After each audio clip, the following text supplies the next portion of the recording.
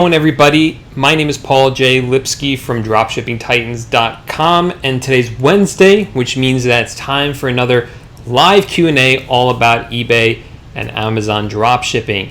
So I have some news to go over, and then we'll go into your questions. This is a chance for me to sit down, answer any questions you have. So if you're here live, ask it in the live chat on the right-hand side of the screen. And if you're watching this on replay, ask your question in the comment section of any of my videos. I'll take a screenshot of it and put it up on the screen just like this and answer it during my next live Q&A, which I'm currently doing every Wednesday night at 8 p.m. Eastern Time. All right, so first, some eBay news I want to cover. eBay just announced recently that they are coming out with a new international shipping option called eBay Send. This is different from eBay's global shipping program. So if you know what the global shipping program is, if you don't know what it is, the way it currently works is someone buys an item from us. All we have to do is ship the item to eBay's facility in Kentucky, and then eBay will forward that item to the customer overseas, assuming it's a international order. So all we have to do is deliver it to Kentucky. As long as we deliver it to Kentucky, we're off the hook at that point. Any damage that occurs after that, any misdelivery or non-delivery after that is not our fault. So as long as it's safely in Kentucky, we're good. And this is really great, especially for us as drop shippers, because we can just tell our supplier to ship it to that address in Kentucky and we're good. Right? It's very easy to do. eBay Send is going to work a little bit differently. So the way that's going to work is let's say someone buys this from us, we actually have to print out a label from eBay, put it on the box and ship it ourselves, and then it gets sent directly overseas. There's no stop in Kentucky first. But in order for it to work, we have to print the label from eBay and put it on the box. So this does not work for drop shippers. The other drawback of this program is that if the item is misdelivered, any sort of problem with delivery, or the item is damaged, that's on the seller now. The seller is responsible for full delivery until the item reaches the customer, unlike with the global shipping program, which doesn't exactly make a ton of sense, because while we should be responsible for the item just being okay here in the United States, we don't know how eBay is shipping the item internationally. They're setting that whole part up. So there's a little bit of, it doesn't really quite make a lot of sense that we should be on the hook for something like that. But this is brand new, so we're not really sure how it's going to play out. Either way, it doesn't really matter for drop shippers like myself. We're not going to be able to use it. Now, I think the reason why eBay has rolled this out is because the global shipping program doesn't work with eBay's managed payment system, which eBay is slowly rolling out and will eventually require all sellers to use. So if sellers can't use the global shipping program, this seems like their alternative to it. Not a huge fan of this change, obviously, because I can't even use it, but we'll see. Maybe the global shipping program will also be available, a different option. We'll have to see what happens. The other bit of news is that eBay, starting October 1st, is changing the way that they handle taxable transactions that are being processed by eBay. So eBay is now required to collect internet sales tax from buyers for many states, for a lot of the states, in fact. Now, in the past, it kind of was you'd get paid from the buyer through PayPal, and eBay would get paid the sales tax, and they would go different ways. And now it kind of looks like eBay says that we are going to receive the full amount, and then eBay is going to take out the sales tax amount. So just a little bit change. If you see some new change on your sales, maybe with the sales tax, that's all that it is. eBay just made that change there. What else? So we all have heard about the tragic fires happening over in California. per the usual with any sort of natural disaster like this, eBay has said they are extending seller protections for people impacted by those fires. So whether you are living in California and shipping items out of there, if you have a warehouse in California, if the customer is in California, there are protections in place. So if you're impacted by that and it negatively impacts your account, be sure to call eBay and let them know that it was caused by the fire. Sometimes we see this. I've seen this during natural disasters where we ship an item and I check the carrier's information. It says it can't be delivered due to weather delay or severe weather. So that's a sign that's an issue. We saw that during hurricanes, for instance.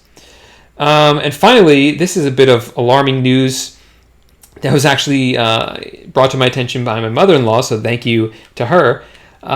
This is an interesting story about a guy who lives near Philadelphia who was suddenly slapped with a $1.6 million sales tax bill from California. This is not income tax. This is sales tax. So this is what happened. So in 2018, the Supreme Court basically changed a long-standing rule about sales tax. So in the past, we were only responsible for collecting sales tax for states that we lived in or had a physical presence in. And then in 2018, that was changed, and the Supreme Court said, hey, if you sell enough products into a state, you also have to collect sales tax for that state. So that's why I mentioned before that eBay is handling a lot of that sales tax for us, but not for every state. And with California, in this case, California said, hey, in the first 6 months of 2019, this guy in Philadelphia, he sold a bunch of stuff into California and never collected sales tax. So now he owes us $1.6 million in sales tax. Now, the strange thing about this is that, one, the guy stated he doesn't do anywhere near the numbers required for a $1.6 million sales tax bill. So that doesn't even make any sense at all. And also, he's selling through Amazon FBA. So with Amazon FBA, you ship your items to Amazon's warehouses. They then ship it to the customer when it sells. But they have warehouses throughout the United States. You don't know always what warehouse those are going to. So California is saying, well, this guy had items in California warehouses, but the guy didn't know that. So there's a lot of due process issues here. All of this is being litigated at the moment. This guy obviously doesn't really owe $1.6 million. Obviously doesn't really owe $1.6 million in sales tax. So he's fighting this right now. For most people, this isn't going to be an issue. It just was an interesting story that I wanted to kind of bring up. But let's see who's here now in the live chat, and we'll get into answering some of your questions about dropshipping. Okay, so we have Tomorrow here saying, hey, Paul, I'm a new student, so what's up? Thanks for joining the course. Saying, thank you so much for everything. I'm in lesson 4.5, so just getting started. Before I'm listing my first item, wish me luck. I want to know what allow add-on item means. So you can pretty much ignore that. That's for Amazon. Some items have what's called an add-on. It means you only can buy it if you buy enough items. If you hit a certain threshold of sales, it doesn't really work anymore for drop shipping, so you can just pretty much ignore that. I don't recommend that if you're drop shipping from Amazon that you use any add-on items.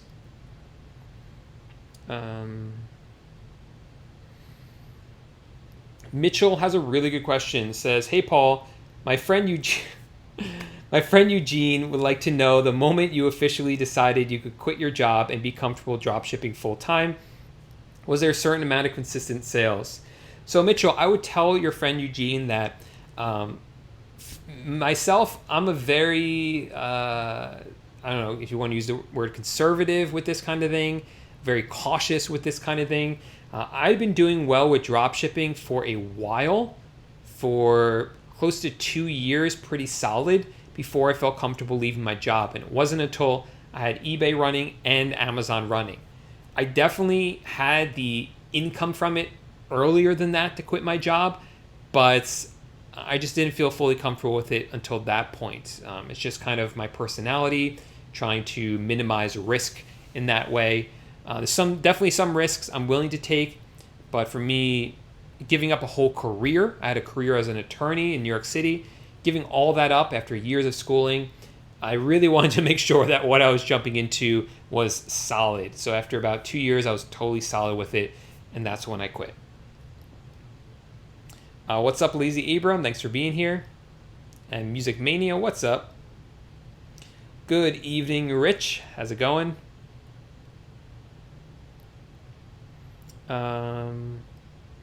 All right, awesome. T Blanco says, my goal is to start this month. Thanks to your videos, I'm confident to finally get started. Yeah, we all wish you the best, man. Okay. So Johnny says, I decided a long time ago not to do international. It's less headache for me. I personally like the global shipping program, but we'll have to see what happens after this new change. If it's not going to be available, then that's not going to be an option. So Graphic Design says, is it possible to use more than one cashback app on Chrome, or will they always cancel each other out? It's not possible. They're going to cancel each other out. So you can't use like Giving Assistant and Be Frugal at the same time. It just doesn't work. Okay, so I have a sale on an item that shows a delivery date of November 13th through November 15th. But when I went to the supplier, it's now saying it won't be delivered till November 20th. What should I do? I would order the item anyway. Sometimes it gets there faster than you think. The other thing you might want to realize is that you're shopping on a website. Let's just say, for example, this is a Home Depot item. Sometimes delivery date changes based on the zip code that you live in, because Home Depot can see where you are located. Home Depot will see your IP address. Based on that IP address, they will know where in the United States you live. And if they see that this item that you want to buy is only available in, let's say, California, in warehouses in California, and you live on the East Coast, then it's going to take longer. But if your customer is also on the West Coast, then they might actually get it faster. So it could be that zip code that's actually causing the delivery date to be longer. Not necessarily, but that could be the reason. So I would order it anyway and then see what the new delivery date is and kind of take it from there. But I would, even if the date isn't updated, I would still order it, wait, and then send a message to the buyer saying, hey, there's a small delay with this. We are getting it out to you. We just want to let you know. And most are okay with that, especially if you give them maybe a small discount. That kind of helps too. Can you make a Home Depot product research video? Definitely made some in the past. You should try to find those. I'm sure I'll make another one soon. Hey, what's up? Interesting name, Tide Cheats, and logo there. All right, so let's, first I want to give a shout out here to some of my students who have been absolutely crushing it this past week and sharing some of their results. We're just moving into Q4 now, so seeing some of their results so early on is pretty cool to look at. So I wanted to give a shout out to, I didn't write down who this was, but they're doing $24,000 a month in sales. So congratulations. Kochi, an update from him. Hope I'm saying your name correctly. What number do we have now? $52,000 a month in sales going into Q4. So big props to you, absolutely crushing it. I like he sent me this message saying, hey Paul, saw you used my results in one of my videos. It's getting even better now. This proves that your course works. Thank you. You can use this image if you want. So thanks for letting me use that. I find that images like this, screenshots like this, really motivate people. So thank you for letting me share it. Really appreciate it. And then someone else in the Facebook group, for the private Facebook group, another $25,000 in sales. So big shout out to all my students that are crushing it this week. Special shout out to those students. So a good question I had from someone, again, I don't have the name here, so sorry about that. I've been reading about this new Amazon return policy during the holidays. 90-day return policy. Does this impact third-party sellers as well? So this is true. During the holiday season, if you buy something from Amazon, Amazon is going to let you return it even after the holidays. It's a 90-day return policy instead of the typical 30. But that only applies to items that are shipped by Amazon, sold by Amazon, shipped by Amazon. So FBA items or items that specifically say sold by Amazon. Third-party merchants still set their own return policy. So it's different. You got to look at what the case is for the third-party seller, and us as third-party sellers, third-party merchants on Amazon can still leave it as a 30-day return policy. So no issue there. Don't stress out about that. Okay. Let's see. Can't wait for the meetup. Yeah, I can't wait to see everyone on Saturday for the meetup. Everyone is able to make it. Okay, let's see.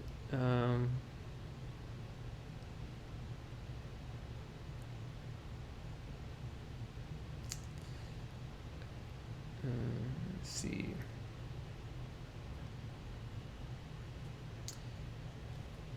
Okay, so let me pop on another question here. Where is it? Okay, so, hey Paul, how much editing should I do to the description? And I'm curious if you touched the template at all. So, when I list items onto eBay, I'm using the stock description from the supplier, and actually I don't change that at all, with the exception of if it mentions any phone number or any email in the description, I delete that. Any warranty information, I delete that. If it mentions the supplier's name, I delete that as well. The templates, so I use AutoDS. AutoDS comes with some nice templates when you list items, and I don't touch those templates. So I'm going to show you what I mean, because I like to show instead of just talking about it. So let me go ahead and sign into my AutoDS account, and then I'll show you what I mean.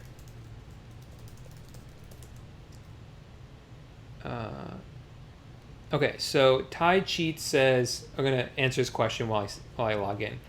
So Ty Cheats is applying for their Walmart tax exempt and says that they are only registered in like one state maybe, and wants to know that after they apply for Walmart, the tax exemption, if you then register in other states, can you update that on Walmart? And yeah, you absolutely can. You can update your application later to add those states. I've done it several times now because I'm tax exempt in like every state now. So yeah, absolutely. Okay, so here on AutoDS, oh shoot. Here you go. Here on AutoDS, if we come to the uploader on the left, this is how you list products to eBay. And there's a section here that says templates, edit templates. And once it loads, and it gives you all the different templates. There's a whole bunch you can choose from.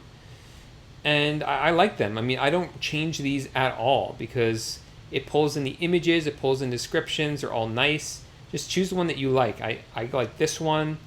What else do they have? This one is pretty bare bones. Let's see. There's different ones for different holidays. So Halloween, you might want to use this Halloween template. It's kind of fun. I tend not to use the holiday ones too much because some of these items I won't delete after the holidays. So I only use the holiday ones. I mean, I would only use the holiday ones if it was a holiday item that I know I'm going to delete after the holiday's over. So like this Christmas one, if I'm listing up Christmas trees, I'm going to use this template. And then I'll just delete those Christmas trees after the holidays, after December 25th. Valentine's Day. So they know what the major holidays are. They got them all in here. It's a home improvement template. I like this one. This one's really cool. This is a new one, I think, newer one, because I sell a lot of home improvement items. So I'm going to choose this one, and I'll show you what it, how it works. I'm going to go back to the uploader. Let's actually go over to Home Depot. And because you asked, I'll show you like the kinds of things that I delete. Let's actually list up a Christmas tree. Christmas. Let's do yard decoration instead. And let's find something fun here. Dog, Santa. I was hoping to see like a Star Wars one. I know it'd be Vero anyway. But let's just list this, whatever this is. So I'm just going to copy the URL. This is the way it works. And then I'm going to paste it into this box, choose Home Depot, and I will choose from this drop down let's do the Christmas one, 30-day returns, and click grab details. And now it's just going to grab everything and pull it in. And if we scroll down, you can see the template right here. Like, look how cool that is, right? It makes it look super nice, super professional. And I would come in here and I would delete, like, see it inside Home Depot, when you scroll down, there are these like see more. It says see more. So you would want to delete those. That doesn't really make sense. Or shop all. These are like links that you would delete. Anything else? Returnable. So normally in here, inside, where is it? Inside this part, it pulled in all this information, including where it says returnable 90 day. And obviously I don't want a 90-day return policy. I only want a 30-day return policy. But right here, all you see is returnable. It didn't pull in 90 day. And that's because inside the settings, you can set it up so it deletes things like that. Like I do a lot from Home Depot, and I know that they often put returnable 90 day. So I told AutoDS that anytime you see 90 day that looks like this, just delete it, leave it out. So now all people see is returnable. Yeah, this item's returnable. And if you go into my return settings, you actually see it's 30-day returns. So that's a cool feature about AutoDS. So you don't have to worry about a lot of those things. Like I also put in there the word Home Depot, so that will be deleted. Walmart I put in there, so that will be deleted. You just got to check for phone numbers and emails and things like that. But yeah, I'm also wanting to show you this template and show like I don't really change that much in the description, and I don't change the templates at all because I think they look really nice. But that's a good question. Just listed my first 2 items. Congratulations.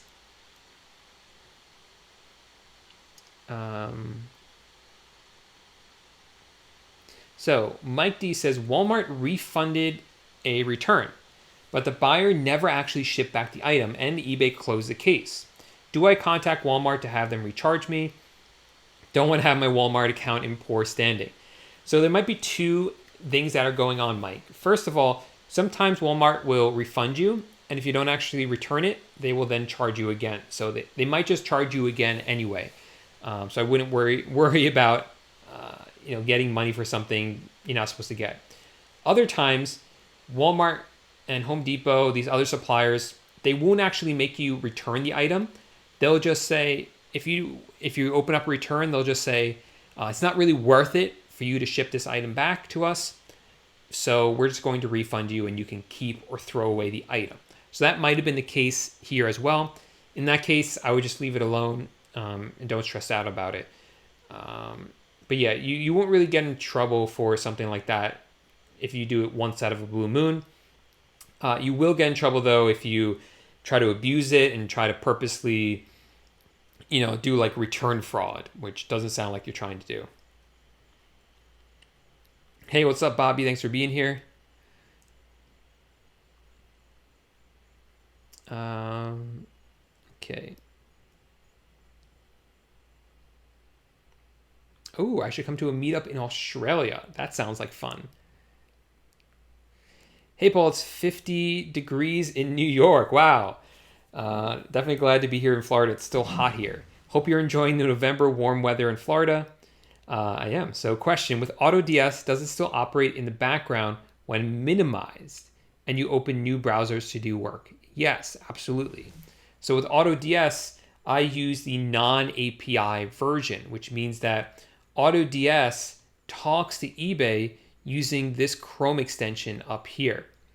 So this is the way, right now I just have it paused. This is just a test account that I use, or a teaching account that I use rather. So this is communicating to eBay through this. So in order for this to work, I have to have this browser open. But what I can do is I could just open this, and it has to be logged into eBay. I could just minimize this and open up a new browser and then start browsing on that new browser and be totally fine. It would still work in the background. But good question.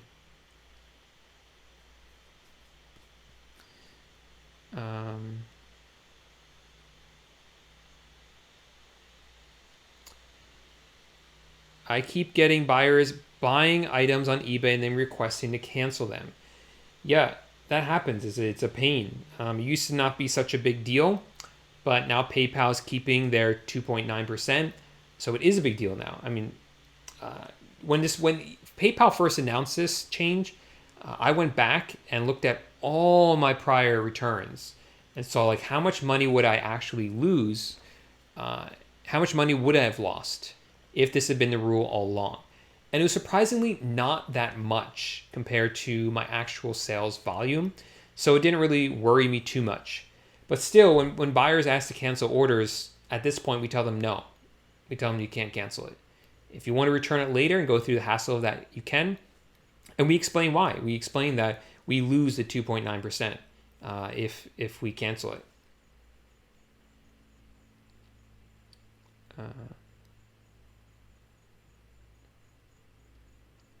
Okay.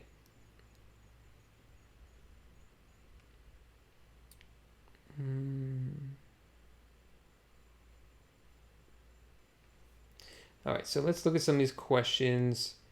Hey, Paul, why don't you do AliExpress to eBay dropshipping? I've considered it. I'm just doing really well with Home Depot and Walmart. It's definitely something I've always wanted to try and probably will try in the future. But for right now, I'm just doing well with Home Depot and Walmart, so I don't really see a need to, kind of stir that pot up and divide my attention away from what's already working for me. Okay. Yep. So thanks for clarifying. It's now 34 states that eBay is collecting for, which is a lot. 34, and then there's a bunch that you don't have to worry about anyway, like Hawaii and Alaska, because you're not going to be shipping there. So it's 34, 35, 36, and then like your own state, you're probably registered in anyway, so it's like 37. So it's getting up there. And they're adding even more, so it's becoming easier and easier.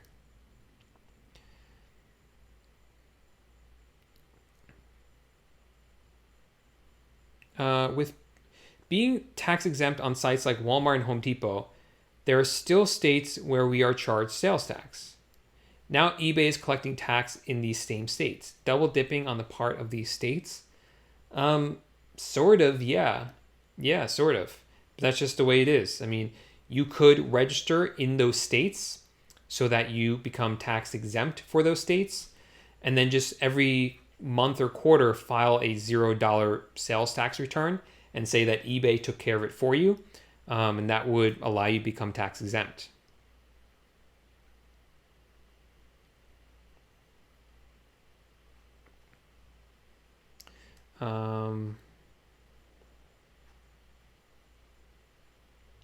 Okay. Let's see. Okay, so let's look at another question. That's the last one. Okay. How do you return items that were sent through the global shipping program? So a good follow-up to what we were talking about before. So generally, if an item, it depends on the reason for the return.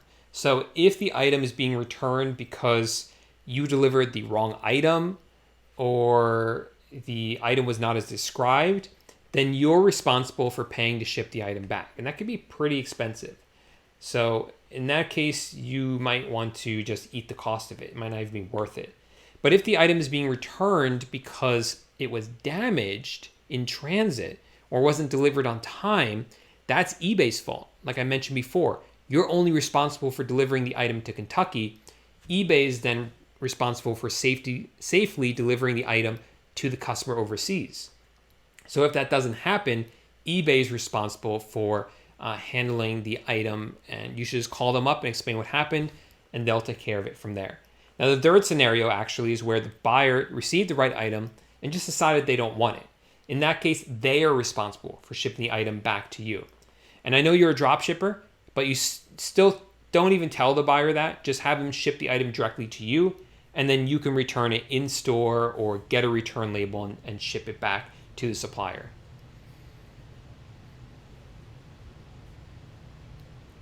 Okay.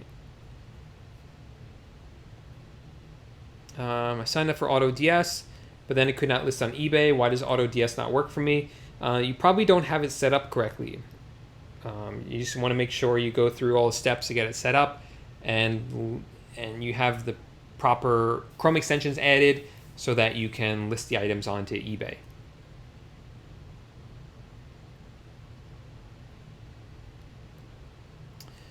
Okay. All right, so let's look at Brian's question. Where did that go? Brian, where are you? Okay, there we go. Assuming you want to use obscure suppliers, what are your thoughts? Would you need to run part of your store on AutoDS and another part fully manual? So that's a good question, Brian, because I showed AutoDS before. That only works with some suppliers. It works with all suppliers I use. So like Home Depot, Walmart, the big ones, Amazon. It does work with AliExpress. So it works with a lot of the big ones. But if you're looking for more obscure suppliers that not a lot of other people are going to be using, then you would have to do that manually or use SKU Grid, which works with a ton of different suppliers. So that would be your option. You could use both on the same store. As long as they are not connected with the same listings, you'll be fine.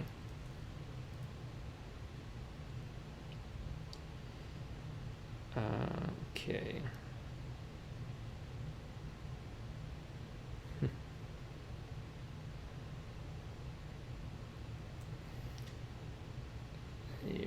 Okay, let's see some more questions. Oh, so this was interesting. This was this is something one of my virtual assistants did. So I wanted to share this with you. This customer said they never received their item. So my virtual assistant replied, "Hey, good day. Your package might have been lost in transit. Please open an item not received case in order for us to issue your refund." And when I read that, I almost screamed. Don't do that. Don't tell your buyer to open up an item not received case. So this is obviously, I didn't train my virtual assistant well enough, so I take full responsibility for this. And luckily, she didn't do this a lot. But you don't tell your buyer to open up an item not received case. They're not good for your account. Even if you handle it, even if you refund the buyer through it, it's just not good. You don't want those open. So I thought maybe that was obvious, but if it wasn't, kind of wanted to put that out there for anyone else. If you need to cancel an order, if you need to refund a buyer, then just go in and cancel the order. And if it's too late to do that, do it in PayPal, and then contact eBay, and they should refund your final value fee.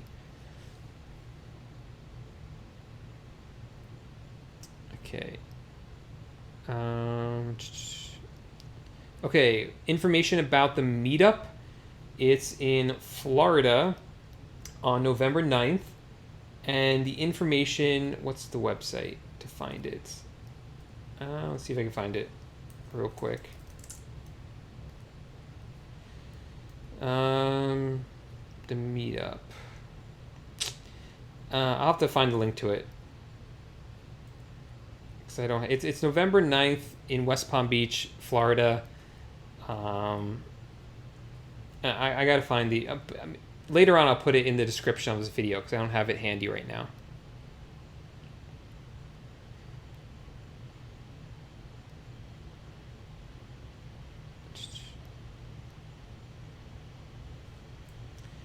so let's see another question. So DD asks, hey Paul, what do you do when a customer purchases something from you and then they send a message asking to not include an invoice or packing slip in the box, but your buyer does anyway? So this is a drop shipper. This is someone who's drop shipping from you. 9 times out of 10, that's what's going on. It could sometimes, rarely be the case that it's actually a gift, but 9 times out of 10, someone's using you as a dropship supplier, which is pretty funny that they're drop shipping from a drop shipper. But that's the way it is. So what should you do?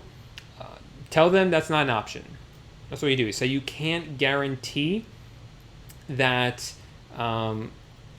that there's not going to be an invoice included, unless you know for a fact that supplier you're going to use, that they actually don't include the invoice. So with Home Depot, there is a slip of paper included, but there's not any sort of price on there.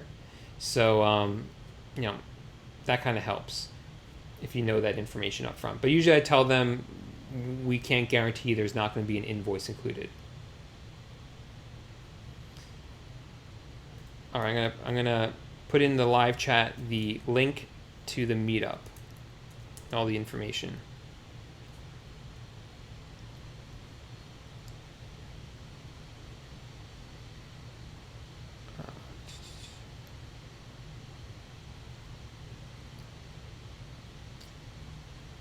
Okay, I messaged you via Facebook. Is that the best way to contact you? Not to my personal Facebook. If you find Dropshipping Titans on Facebook, send a message to that page. That's a good way to do it. That's probably the best way. Or just go to my website, dropshippingtitans.com, and in the bottom right-hand corner, there'll be a Facebook Messenger pop-up, and you could send a message to that, and that's the best way to contact me.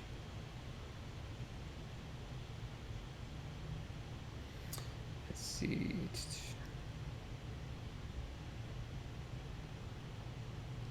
Next, I got to go to Morocco. I know there's a lot of drop shippers in Morocco. What do you do when I can't list on anymore on eBay? There's so many different ways I could interpret your comment. So either you hit your limit, which means that you should delete some old items that aren't selling, and then use that new room to list up some new items. Or maybe you got banned. Maybe we're saying you got temporarily suspended on eBay. In that case, you should try to get that suspension lifted so you can start selling again. Or maybe you're saying you got completely banned for life. In that case, you should start a stealth account on eBay. Now, I'm going to be making a video soon, or maybe a couple of a video series about stealth accounts and how to work with them. What's going on here? And how to work with them. So if you guys don't want to miss out on that video, all about stealth accounts, and make sure to subscribe to the channel because it's really good. I've been working with stealth accounts for a little while now, experimenting with them, talking to other sellers, helping other sellers set up stealth accounts. And I've really been able to nail down a formula that works, that's not that complicated. In doing all my research for stealth accounts and getting them set up for myself for the first time, I found that people really want to make it complicated. It sounds scary, stealth accounts. It sounds like something really difficult, and it doesn't have to be. So people would teach you all these weird, sometimes expensive things to do to get a stealth account up and running. On eBay, it's not that hard if you know what to do. There are some mistakes you can make that can prove fatal to the stealth account, but otherwise it's fairly easy and simple if you know what to do. So for those of you who don't know, this is what a stealth account is. So when you start selling on eBay and you set up more than one eBay account, eBay knows what your other accounts are. They connect them all together, and they connect them together using certain information. I'm going to include all this in the video that I make. But let's say one of your eBay accounts gets suspended. eBay, if you get banned on that account, eBay is also going to suspend all your other accounts that are connected to that account because they don't want you selling at all. So what a stealth account is, it's an account that's out here. It's over here. It's not connected at all with your other accounts. So even though you own it, eBay doesn't know that you own it. So if anything happens to one of these accounts, this account is still up and running. It's still good. So if you have like multiples of these different stealth accounts just kind of on their own, then if something happens to one, all your other accounts are fine. That's the purpose of stealth accounts. And it's also for people who have already been suspended, they can get back up and running by creating a stealth account. So that's what they do. They're actually not that hard to run if you know what you're doing. So I'm going to be making that video again. If you don't want to miss that, make sure to subscribe to the channel. I've already started recording it. I've actually been recording the video for a couple months. I know it sounds kind of strange, but that's because I'm trying this experiment where I'm actually trying to get one of my accounts suspended. And with the hope that once that one's suspended, my other accounts will be fine, which is proof that they actually are separate and stealth, if that makes sense. So if you want to see those videos, make sure that you do subscribe to the channel. Michael says, I've just started my store 10 days ago and have $2,000 in sales. All the credit goes to me. Well, I'm really humbled, Michael, but obviously I can't take most of the credit for that. You're the one that put in all the hard work. So congratulations to you.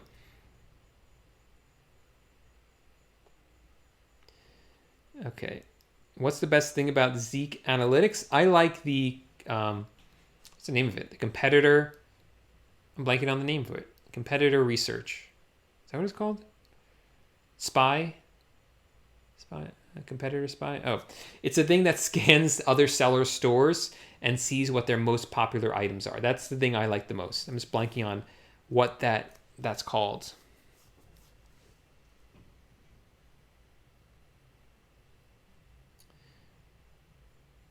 Okay. Not very smart. Should I start with eBay or Amazon? eBay will probably be a little bit easier for you. What's the difference between API and non-API? I'm confused about that. I did make a video about that, so try searching for Paul J. Lipsky and non-API, maybe. Yeah, so this is the video right here. Wireless for $15 a month. It's called Manual Dropshipping versus API Software, which is better, by Paul J. Lipsky. So check out this video. This one, it kind of explains the whole difference, so I don't have to explain it all again.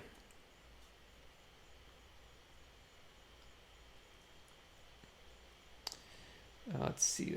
Now, okay.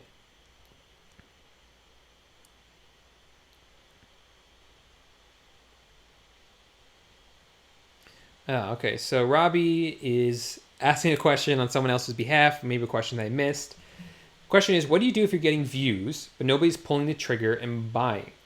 So if people are viewing the item, that means that the image and the title are good enough that people are clicking on it. So you've gotten that part down, but then people aren't buying it.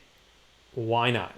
So there's usually two reasons for that. One, it's because when they click on it, the item itself is not exactly what they were looking for.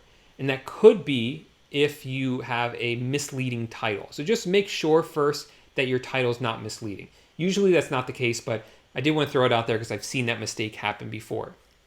The other reason is for the price. A lot of times you just have to lower the price, and that's an issue that usually would generate more sales. Especially if people are viewing, I can't think today. Are following your item? What's the word? It's on the tip of my tongue.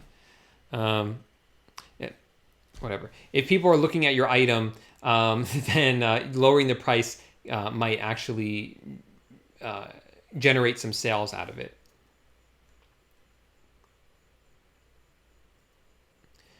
Okay.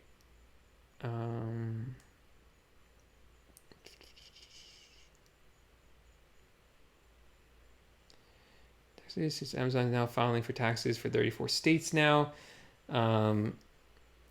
Yeah, I mean, it's changing so fast. I try to do little updates in these videos, but there's definitely going to be updates in the course about it because there's just so much has changed this year with it.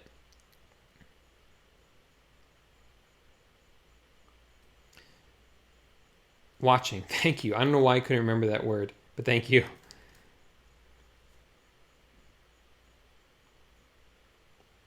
I'm Paul's hype man. Thank you, Robbie. I need your help Saturday for the meetup. I need a hype man for the meetup.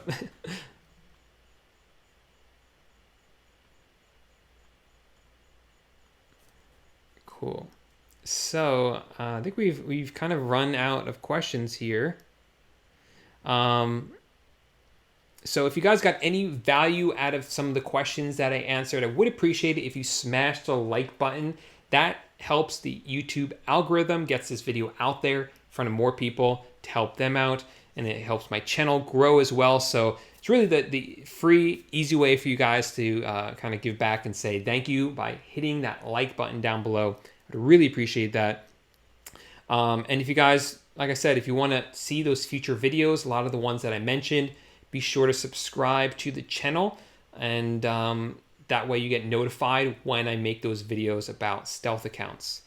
Let's see if there's any last minute questions here. Pretty much I answered everything. So I wanted to thank everyone who came out and asked the questions live. Thank you for everyone who asked questions during the week. And if you want your question answered, be sure to ask it in the comment section of any of my videos. Guys, have a really great week, and I can't wait to see so many of you guys on Saturday at the meetup here in Florida. So see you guys then. Bye for now.